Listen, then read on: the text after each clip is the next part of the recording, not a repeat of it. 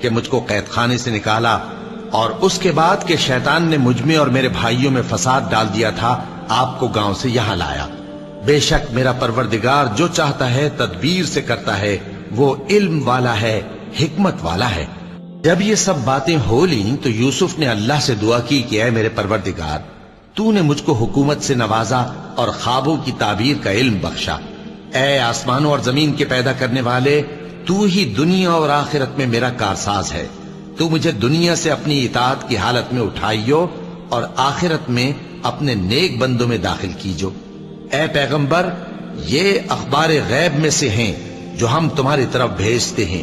اور جب برادران یوسف نے اپنی بات پر اتفاق کیا تھا اور وہ فریب کر رہے تھے تو تم ان کے پاس تو نہ تھے، اور بہت سے آدمی گو تم کتنی خواہش کرو ایمان لانے والے نہیں ہیں، اور تم ان سے اس خیر خواہی کا کچھ صلہ